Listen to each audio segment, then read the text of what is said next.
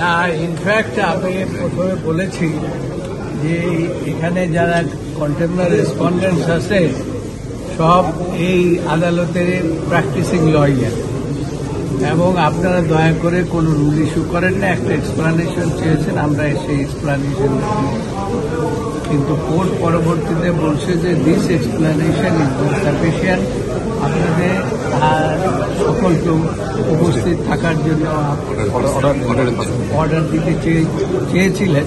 আমি বলছি আপনি আগের ডেটে আপনি এটা পার্সোনাল অ্যাপিয়ারেন্সটা ডিসপেন্স উইথ করেছেন। যাই হোক, শেষ পর্যন্ত আমাদের মাহউদ্দিন খোকনও দাঁড়িয়েছেন এবং তিনি বলেছেন যেহেতু সকলের লয়ার আপনি অর্ডারটা দিয়েন না, আপনি সকলে ওই ডেটে উপস্থিত থাকবেন। সামাজিক যোগাযোগ মাধ্যম নিয়ে কোর্ট কি বলেছে? না, সামাজিক যোগাযোগ মাধ্যম নিয়ে বলেছে যে যেখানে এখন যা কিছু বলা হয় সব তো সামাজিক মাধ্যমে আসে, কাজেই এইটা অনেক সময় মিসকোট হয়, কোর্ট হয়, কাজেই সব কিছু আমাদের ভেবে চিনতে বলা উচিত। একটা কথা বলছিল হাসপাতালে ঝগড়া হলে চলে আসে, এখানে সমস্যা হয়ে গেছিল।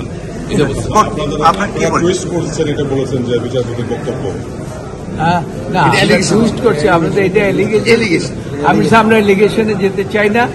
আমরা যেহেতু এই কোর্টের প্র্যাকটিসিং লয়ার, আমাদের হাইয়েস্ট রিগার্ডস আছে কোর্টের উপরে, এবং আমাদের কোনো ইন্টেনশন নাই কোর্টকে ডিসরিগার্ডস করার।